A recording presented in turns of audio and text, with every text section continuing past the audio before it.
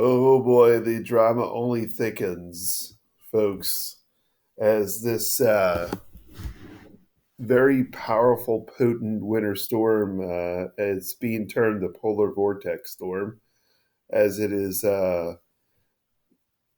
barreling, raging in as it comes through our area. The uh, coldest of coldest temperatures and wind that we will see for a while. So a lot's been talked about the wind, and I even posted something about like 60 to 80 mile per hour gusts. Okay, so let's come down to reality, and that's why uh, you have me to explain the meteorology behind the craziness.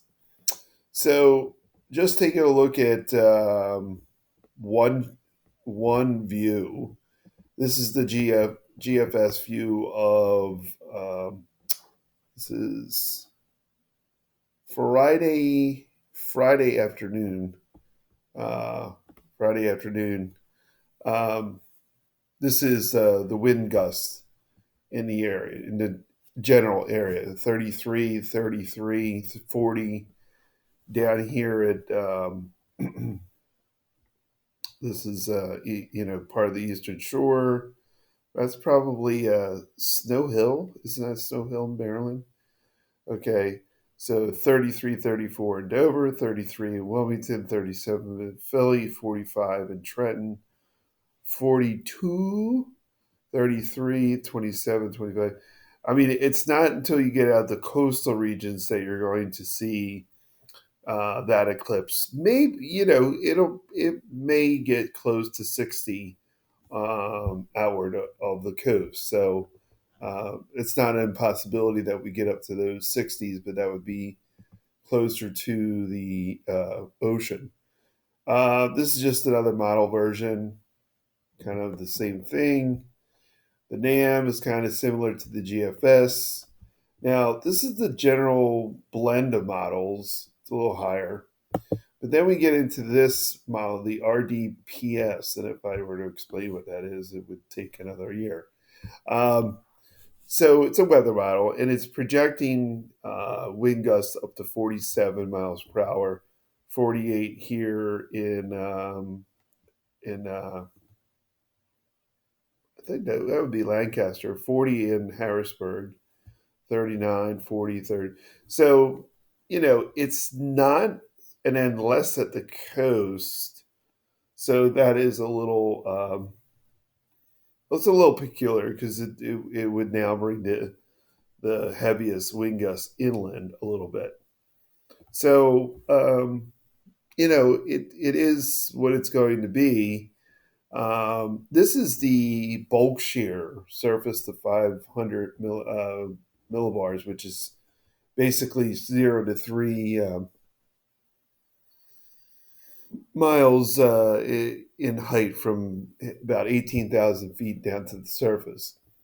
So what bulk share, what the bulk share number represents is the the vorticity, the energy that the storm is bringing in, and it's bringing in this jet stream, which is just humming in when it comes in. It's going to be like a freight train, and now this is not the winds that we're going to see. This is the upper level winds. So just to translate, so in the upper levels of the atmosphere, the winds increase with height. So 125 knots translates to what you see here, like 47, 48 knots on the surface. Still pretty significant.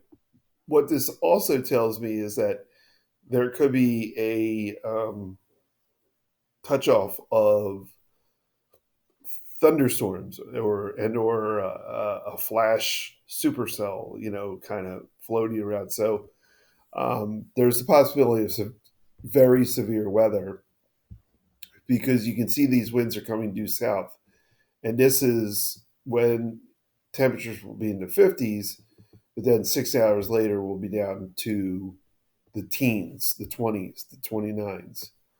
So various models have they're definitely in agreement that it's going to be a super strong jet. This is a super strong jet. There's no doubt. And what this thing does is it causes a violent reaction between when it connects with warm air and colder air, and those two clash, and you get a tremendous amount of energy happening in the upper levels of the atmosphere. So again, like, just to bring everything to um, kind of bring everybody back to earth, that you know the heaviest winds are going to be at the coast, so there'll be probably some coastal wind advisory or wind warning for the coast. There might possibly be an advisory for the region or the state of Delaware because of these winds, which they will push a tremendous amount of water up through the bay. So that will also aid in the area of some flooding. But fortunately, there's no full moon or anything happening at the current time. So essentially, my point of doing this is to tell you it's not Carmen Burena, the second coming of a jet stream or a polar vortex storm. It's going to be very strong winds. It can cause some outages, and it can cause additional damage with downed trees. So just be aware. All right, that's it for me, Brandon Doherty, Delaware Weather Guy. Have a tremendous Wednesday.